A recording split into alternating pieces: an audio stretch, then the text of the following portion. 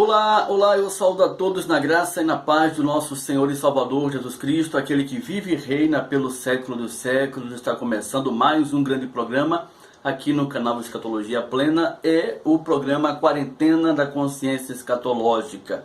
Esse programa todo especial que vai ao ar toda a segunda, de segunda a sexta, na verdade, sempre às 21 horas, tá certo? Tivemos um probleminha técnico de internet, não deu pra gente fazer hoje a nossa transmissão ao vivo, né, com a presença dos amigos e irmãos que já estavam, né, na nossa live, mas infelizmente não deu pra gente continuar. Então eu vim fazer essa gravação da aula de hoje para que vocês possam ter acesso ao conteúdo, levando em sequência, né, levando em sequência a série do nosso estudo aqui do apóstolo Paulo e os dias do Apocalipse. Estamos mostrando aqui nessa série de estudos que todas as questões abordadas pelo apóstolo Paulo, escatológicas, estão voltadas à queda de Jerusalém 70. Muito importante, estamos com isso deixando claro que não há profecias em cumprimento e que nem o apóstolo Paulo estivesse tratando de uma escatologia diferente daquela que foi tratada por Jesus, tá certo? Então é isso que estamos procurando mostrar para vocês, trazendo tudo à luz da Bíblia e a gente podendo assim, então, levar essa informação a sério a outras pessoas que precisam entender essa verdade em nome do Senhor Jesus. Então, desde já, eu convido a vocês para que compartilhe essa informação, chama os teus amigos para fazer uma reflexão independente das questões escatológicas, pois é muito importante. Infelizmente, muitas pessoas não se deixa se levar pelo estudo, pelo exame particular das Escrituras e fica muito a desejar, tá certo? Então, convida elas, vai lá, diz: olha, querido, vamos fazer uma reflexão independente, tem um tema aqui interessante que eu queria que você analisasse à luz da Bíblia. Pega a Bíblia aí, ouve esse vídeo, né? Ouve esse estudo, vai acompanhando, depois a gente conversa para ver o que você entendeu. Então, a pessoa fica ali na responsabilidade de examinar as Escrituras e fazer um exame, né, naquilo que consta a verdade da palavra de Deus, em nome do Senhor Jesus. Extrair ali tudo aquilo que é necessário para o seu crescimento e conhecimento. E o Espírito Santo se encarrega de lhe mostrar toda a verdade, todo o discernimento que só o Espírito pode dar, em nome do Senhor Jesus. Amém? Vamos juntos em mais um grande estudo? Eu quero convidar vocês então para abrir a Bíblia na Epístola de Paulo aos Coríntios. 1 Coríntios é o texto que sempre abrimos aqui os nossos estudos, né? 2 Coríntios capítulo 13 ao 16, que diz a palavra do Senhor assim: disto também falamos, não em palavras ensinadas pela sabedoria humana, mas ensinadas pelo Espírito, conferindo coisas espirituais com espirituais. Ora, o homem natural não aceita as coisas do Espírito de Deus. Por quê? Porque eles são loucura. E não pode entendê-las, porque elas se discernem espiritualmente.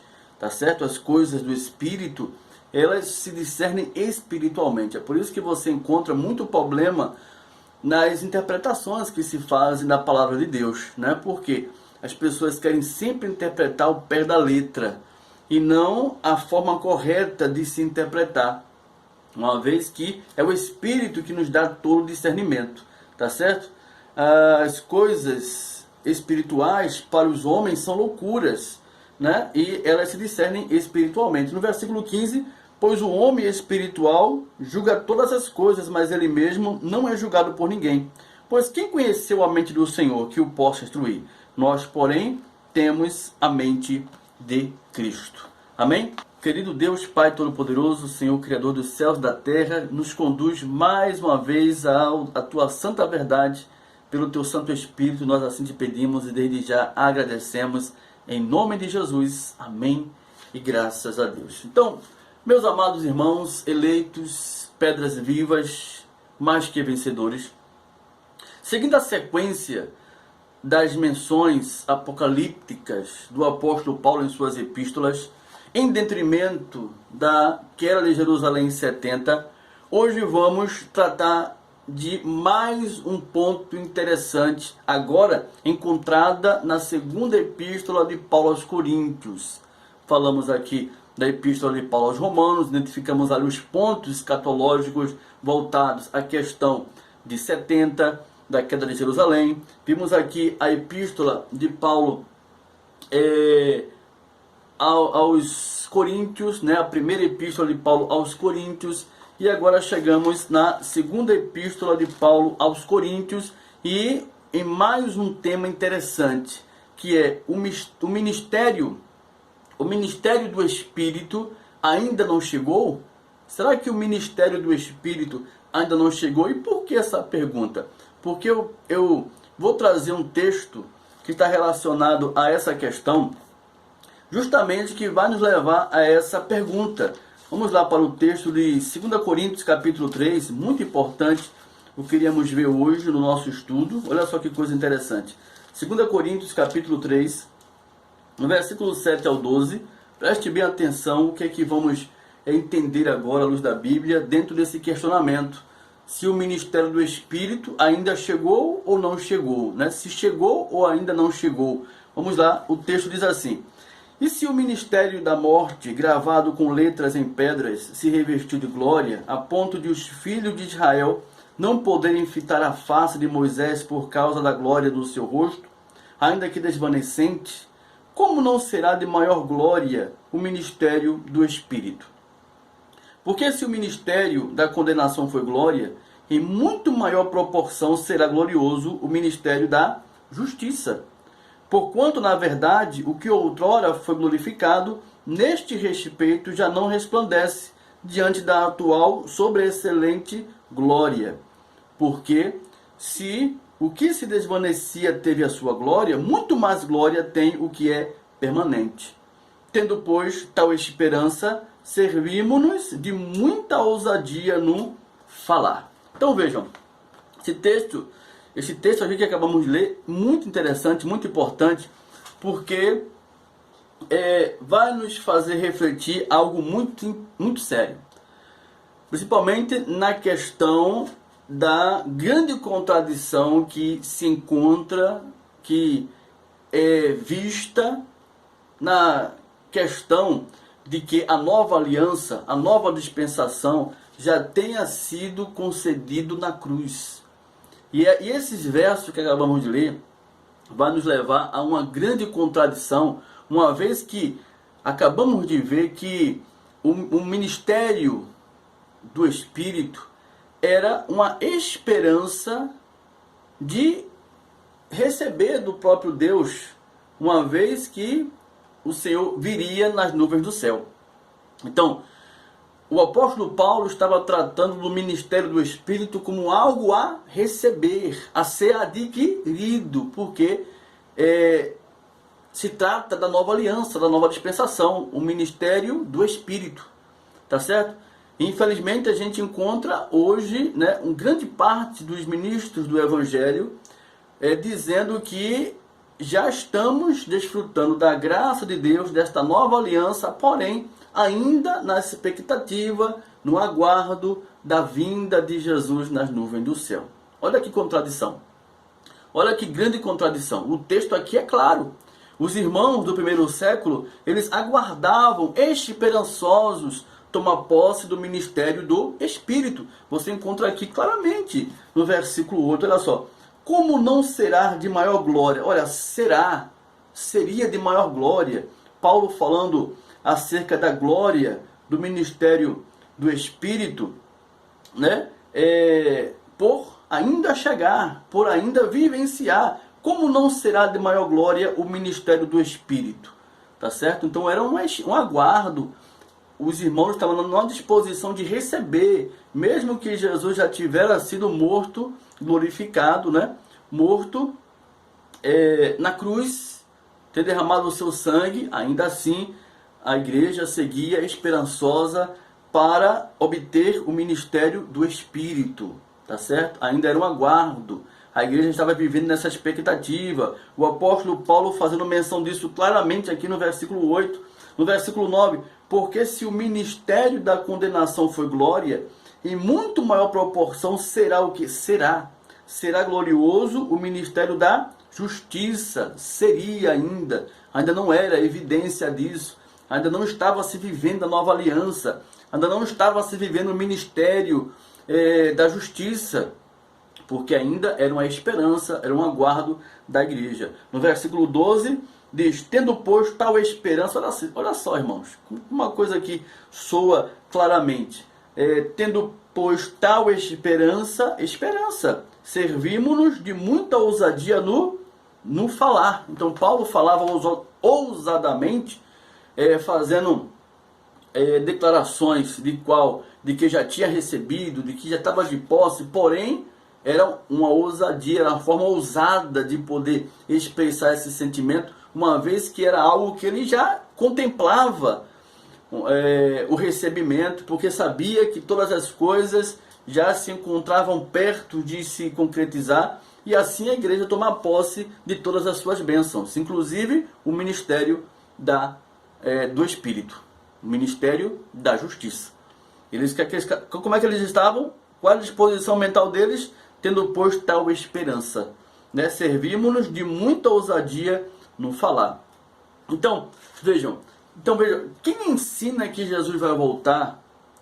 Quem disponibiliza ainda esse tipo de mensagem? Quem insiste, né, com esse tipo de informação? Quem insiste nessa rebeldia tola tem que também dizer que o ministério do Espírito ainda não veio.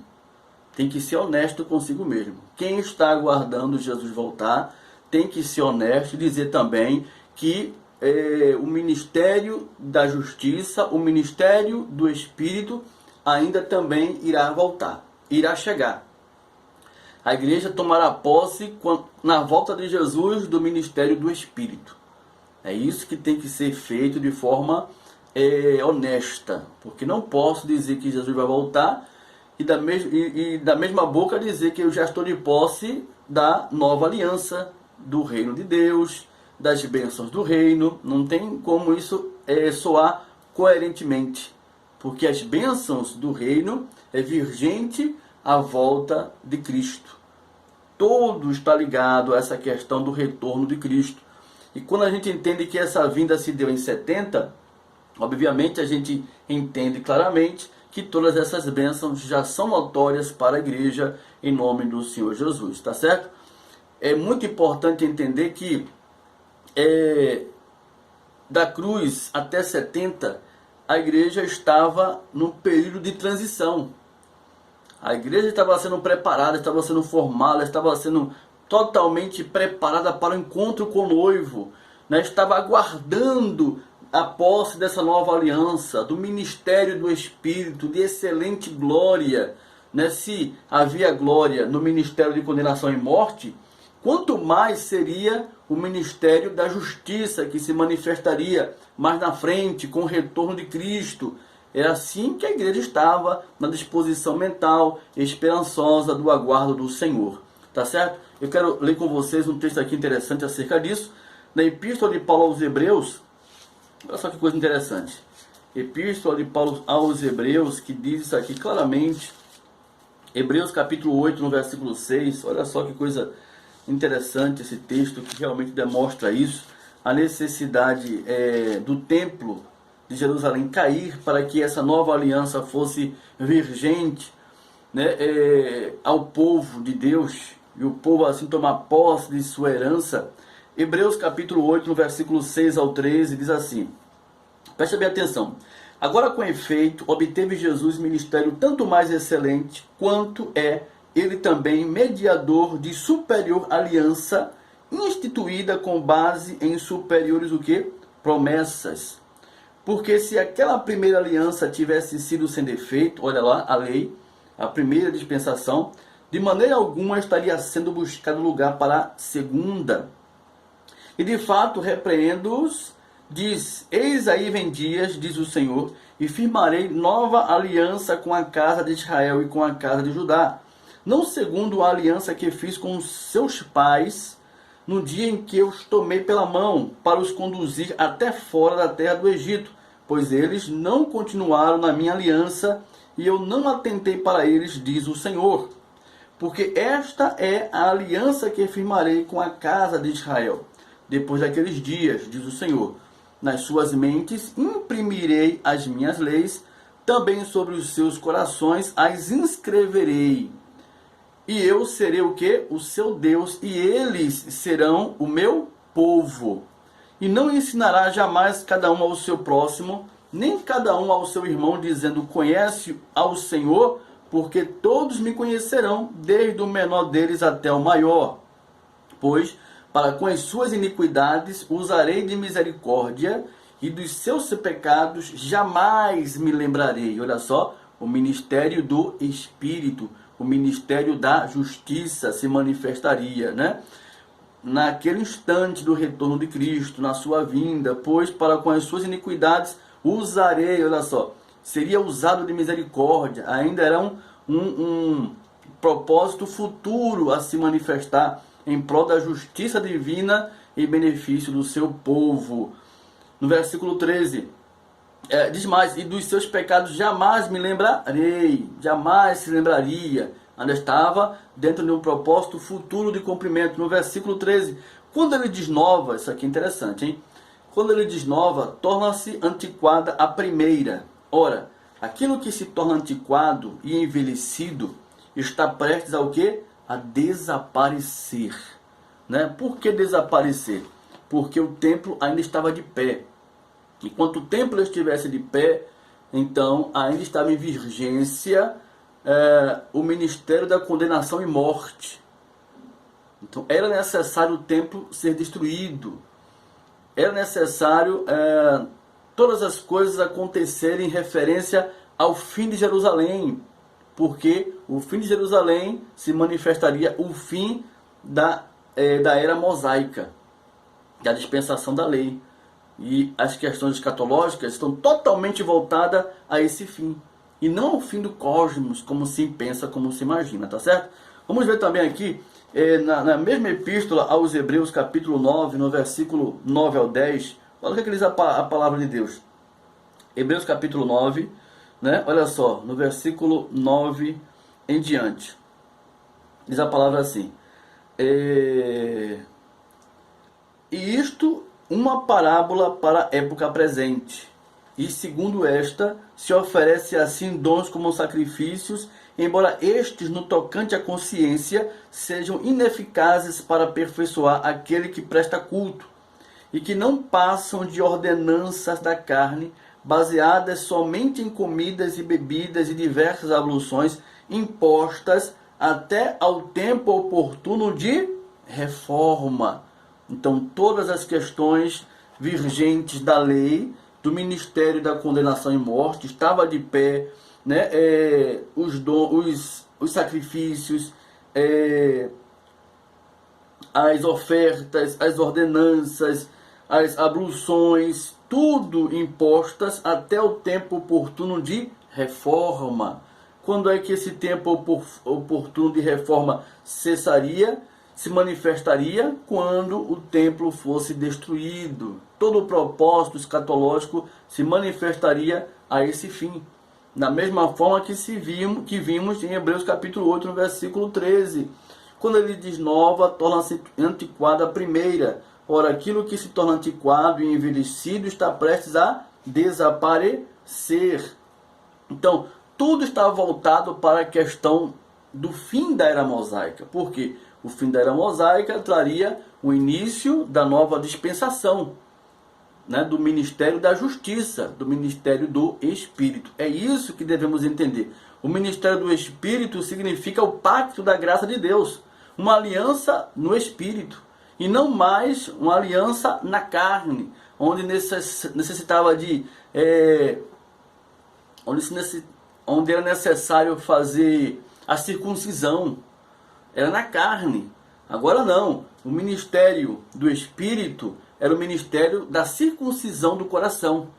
Totalmente diferente. Esse ministério só veio vigorar em 70, com o retorno de glória do nosso Senhor e Salvador Jesus Cristo, pelo fato do templo não ter ficado pedra sobre pedra. É por isso que o sermão escatológico de Mateus capítulo 24 vai dizer que Jerusalém passaria por uma tribulação tamanha como nunca houve e jamais haveria algo igual na história da humanidade. É por isso que foi tão marcante não só a questão de uma guerra, mas que houve por trás, né, dos bastidores questões espirituais que se evidenciaram em prol de cumprimento profético, né, da lei e dos profetas. É isso que se deve entender. É isso que se deve ficar claro. Né? É aquilo que eu sempre deixo claro aqui. Eu sempre falo isso. A escatologia bíblica, ela é de aliança, irmãos. Ela não é cósmica, é de aliança, é pactual. Tem nada a ver com a reconstrução da humanidade da terra, destruição dos homens ímpios, fogo descendo do céu, as estrelas caindo no firmamento. Não tem nada a ver isso. Não é isso que se ensina na palavra de Deus. A palavra está falando de uma restauração espiritual, onde o povo se detinha pelo ministério de condenação e morte, que não justificava ninguém, para uma nova forma pela qual o homem pudesse estar diante de Deus, sendo aceito por Deus, que era por meio do ministério da justiça, o ministério do Espírito, onde que por meio da fé o homem estaria sendo circuncidado no coração para estar para sempre com o Senhor, sendo beneficiado com todas as suas bênçãos. É isso que falamos aqui sempre. Escatologia, ela é de aliança e não cósmica, é pactual, é isso que devemos levar em consideração sempre. O apóstolo Paulo não estava tratando de um pseudo fim da humanidade, estava falando, na verdade, do fim da era mosaica, assim como Jesus tratou em todo o seu tempo ministerial. O apóstolo Paulo não estava falando de outro apocalipse, de outro fim do mundo, de um fim do mundo levado às questões cósmicas, mas o fim do plano pactual da era mosaica que aconteceu em 70 com a vinda do Senhor nas nuvens do céu. Infelizmente, muitos não querem enxergar isso. Por quê? Porque desconsideram o fato notório das questões escatológicas com aquela de Jerusalém. Está claro, não pode desassociar, não se pode desassociar de forma nenhuma a vinda de Jesus Cristo em glória com a queda de Jerusalém ocorrida em 70. Desassociar essa verdade é andar na contramão do Evangelho, queridos. Mas nunca, de forma nenhuma, existir uma coerência na forma de se explicar as questões do reino, as questões da fé, se não levar em consideração que essa vinda de Cristo já aconteceu. Porque todas as questões vigentes da graça de Deus, das bênçãos do reino, ela só pode ser notória a nossas vidas como igreja de Cristo se Jesus já voltou.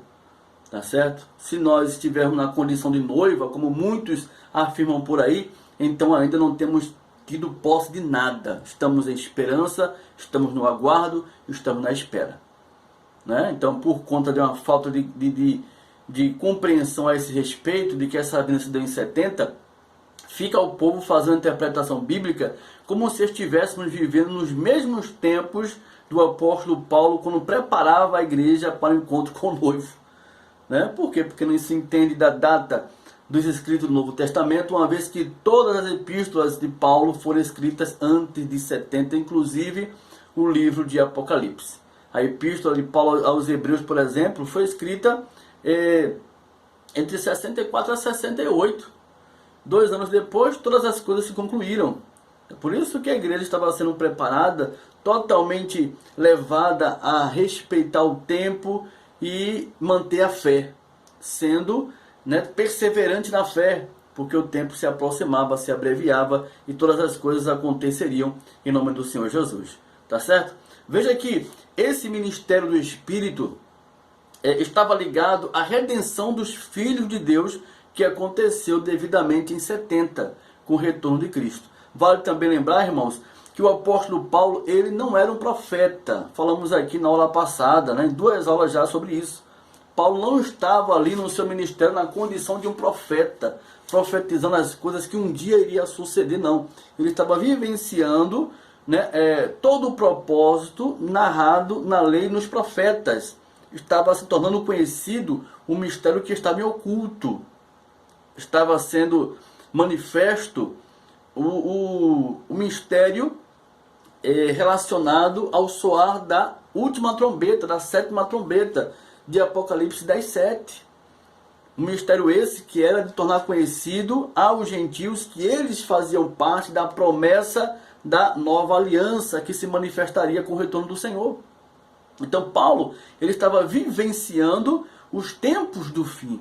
Ele estava em curso dos cumprimentos escatológicos e proféticos. Ele não estava fazendo novas profecias.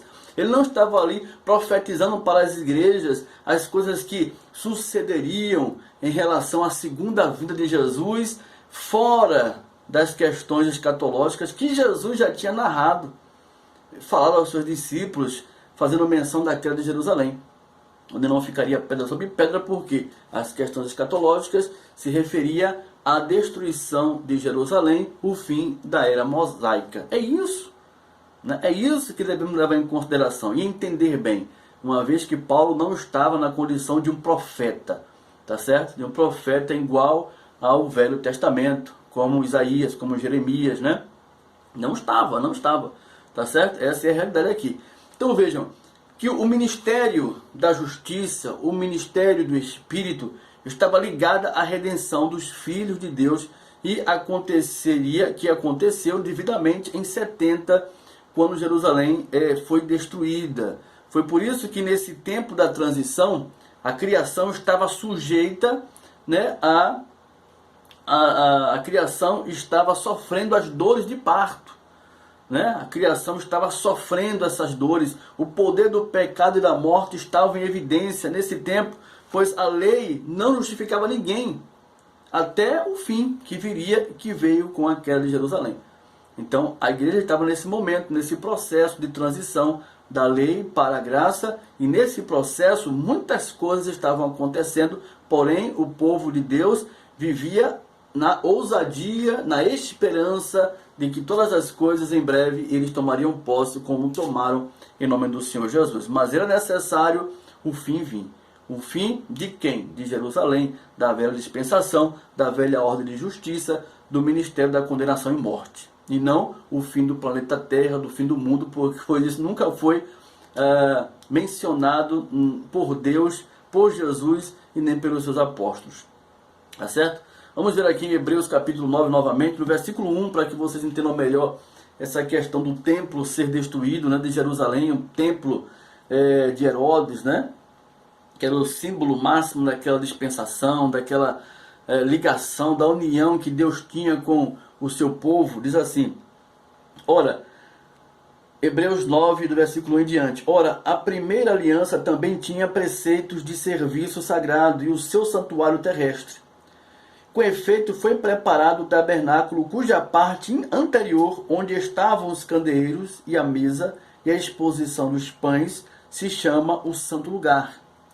Por trás do segundo véu se encontrava o tabernáculo, que se chama o Santo dos Santos, narrando toda a questão do templo, né? Como é que se encontrava os utensílios, como era que se projetava o sacerdote, e aqui vai mencionando isso, o templo de pedra, o templo de Jerusalém, né?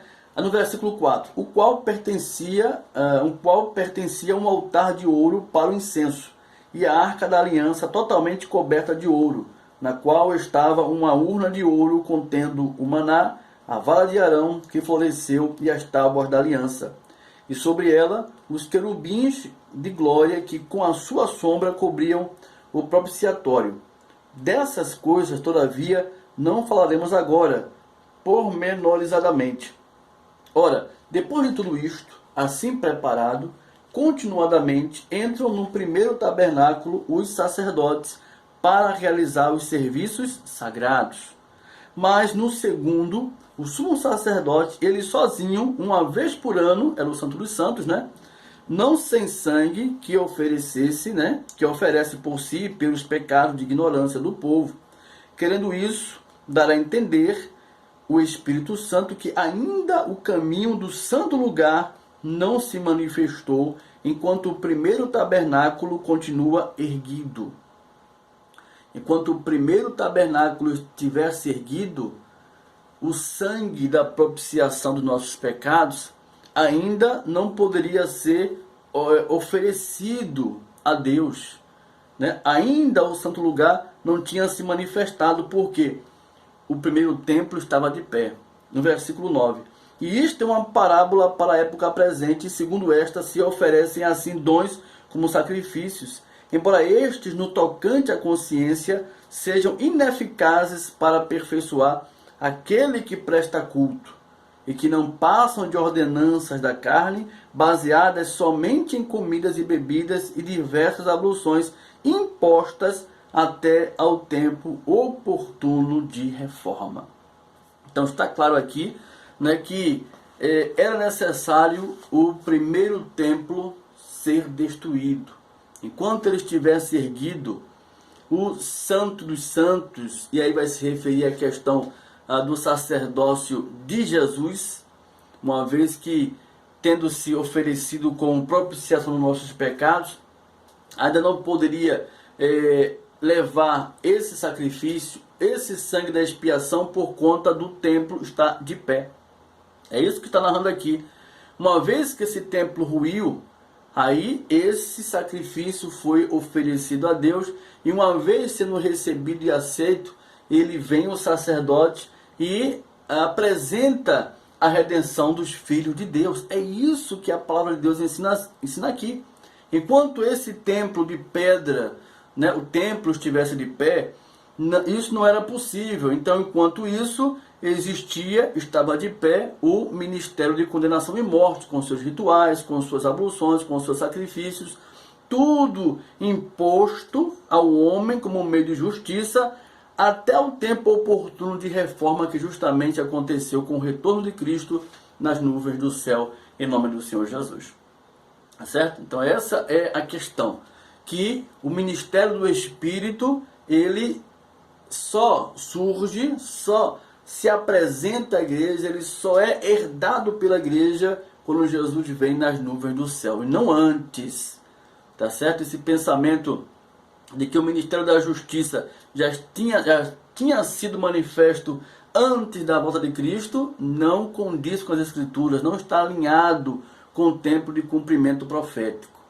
Isso é um evangelho totalmente desalinhado, né, que desrespeita a verdade da Bíblia, levando em conta as questões escatológicas do estabelecimento do reino de Deus. Porque não pode a igreja estar vivendo, né, o ministério da justiça, o ministério do Espírito, se Jesus não veio. Isso é incoerente, isso não é bíblico, isso não tem fundamento bíblico.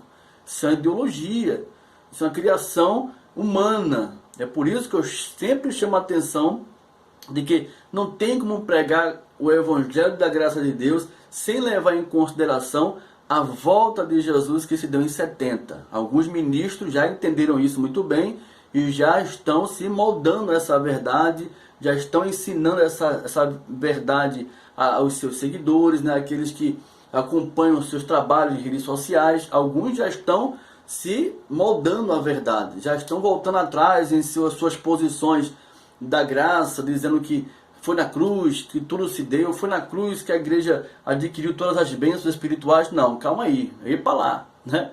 A igreja estava vivendo na esperança de possuir todas as bênçãos do reino, uma vez que necessitava do noivo voltar.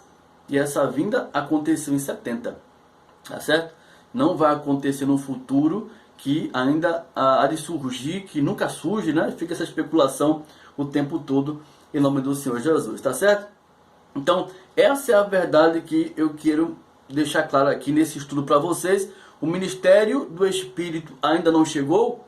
Claro que chegou, né? Uma vez que entendemos, biblicamente, que esse ministério veio, né? Se tornou real para a igreja na volta de Jerusalém, na volta de Cristo, né? Em 70, em nome do Senhor Jesus. Então, desconsiderar essa verdade é desconsiderar o Evangelho da graça de Deus. Não é a mim, não é o canal, não é o trabalho que eu faço, tá certo? Eu sou apenas um instrumento na mão de Deus.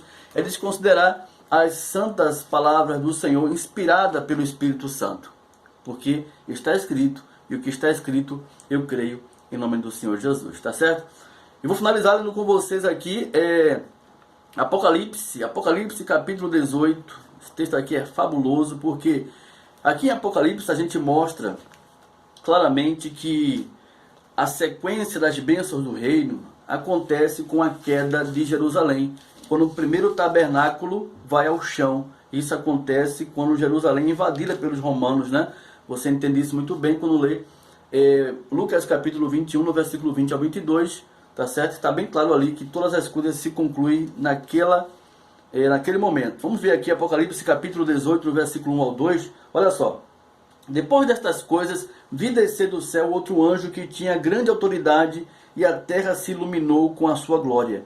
Então exclamou com potente voz, dizendo: caiu, caiu a grande Babilônia, Jerusalém, né? A grande Babilônia, já estudamos isso aqui lá atrás, e se tornou morada de demônios, covil de toda espécie de espírito imundo, e esconderijo de todo gênero de ave imunda e detestável. Jerusalém foi julgada, né?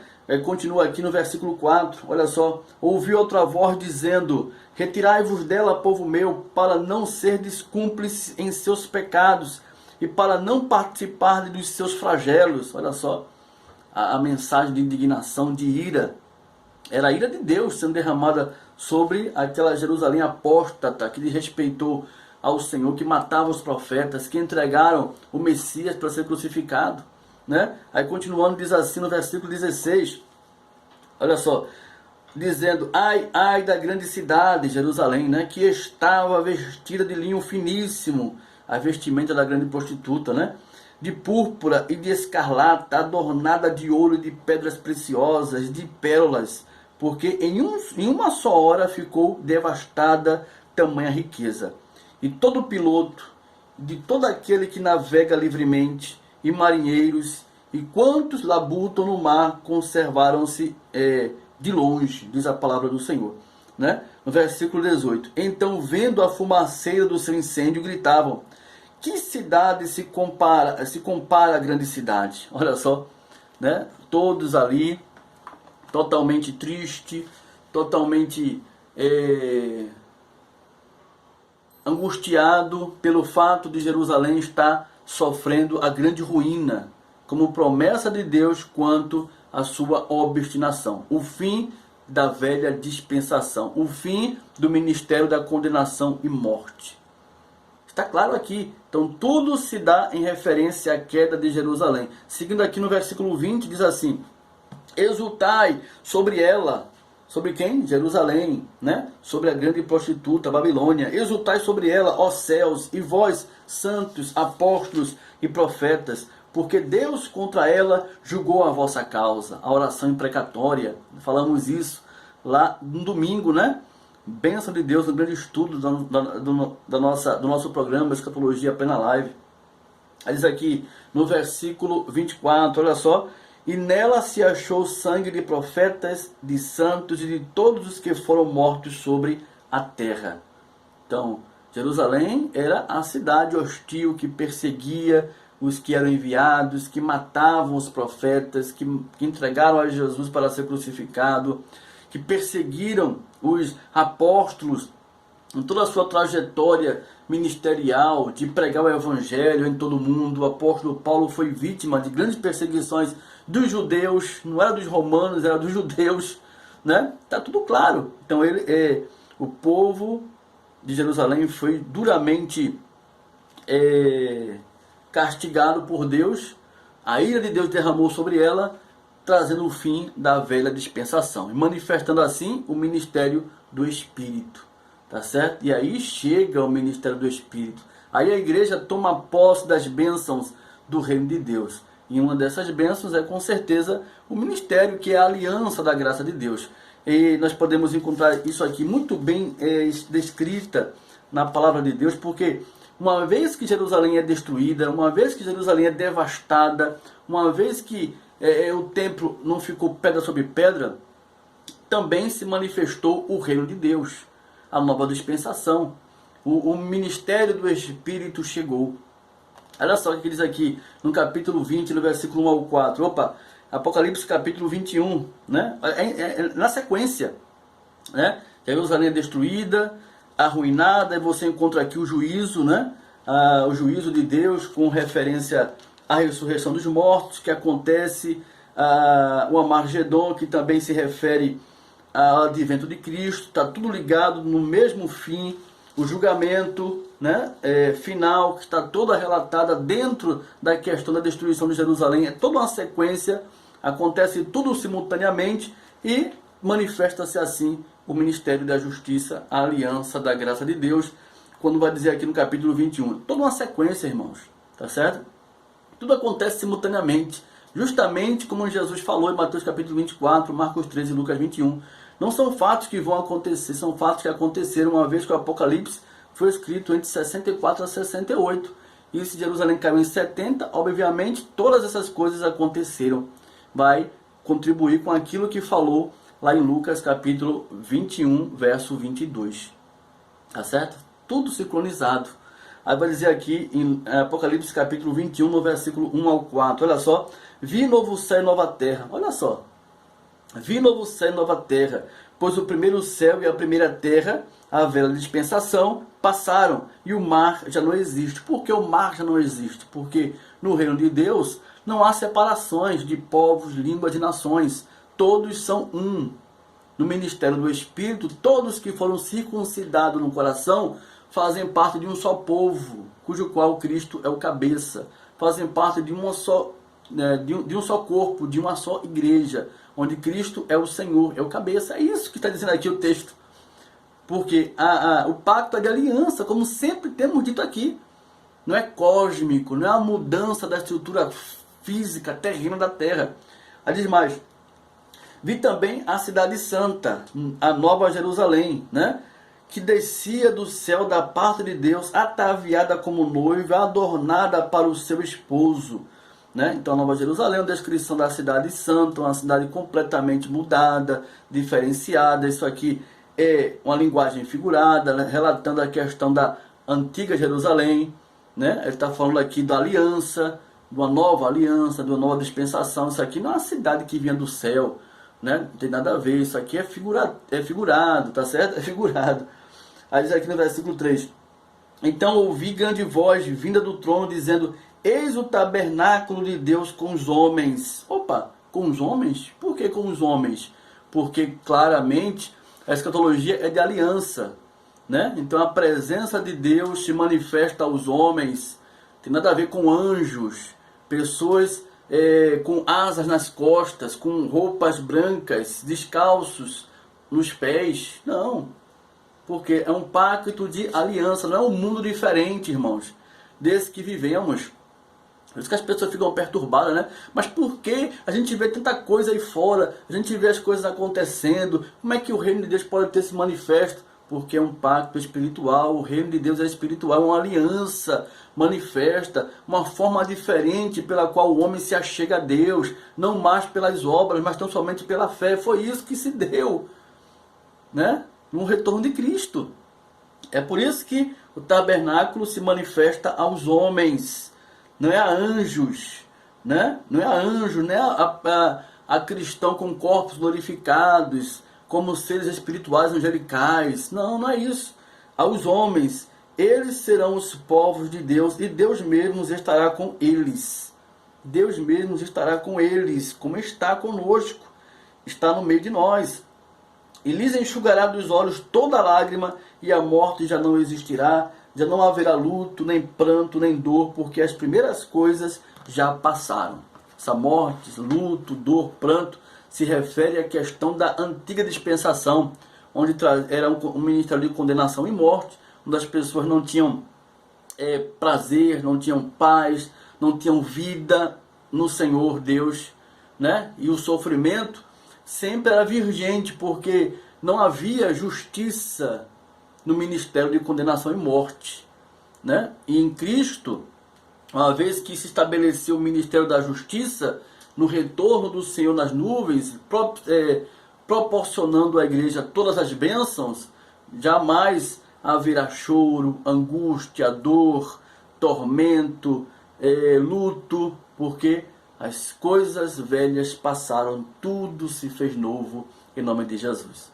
novo céu e nova terra, a qual habita a justiça. Já nenhuma condenação há para aqueles que estão em Cristo Jesus. Amém? Essa é a verdade que o Senhor dispôs aos nossos corações em mais um grande estudo dessa noite, em nome do Senhor. E quem tem ouvidos, ouça o que o Espírito falou à igreja, em nome de Jesus. Glória a Deus. É isso aí, meus amados. Graças a Deus, estamos chegando ao final de mais um grande estudo. Gravado hoje, não deu para a gente fazer ao vivo. E assim poder interagir com vocês. Peço desculpas, mas não foi culpa nossa, né? Ainda mesmo assim pedindo desculpas. Mas amanhã estaremos de volta aqui fazendo nossa live normalmente das nossas quarentenas em nome do Senhor Jesus. Da nossa quarentena, né? Em nome do Senhor Jesus, tá certo? Se você não é inscrito, inscreva-se no canal. Ative no botão inscreva-se, ative as notificações, porque todas as quartas-feiras estamos disponibilizando vídeo novo aqui no canal. E se você é inscrito, vai receber automaticamente a notificação e ficar atento aos estudos que estamos desenvolvendo aqui no canal, em nome do Senhor. Ao mais, é só você nos seguir no Instagram, Facebook, tá certo? E temos estudo no nosso blog Escatologia Plena, sempre trazendo grandes informações escatológicas para você crescer na graça e no conhecimento do Senhor, tá certo? É isso aí. Muito obrigado, um forte abraço.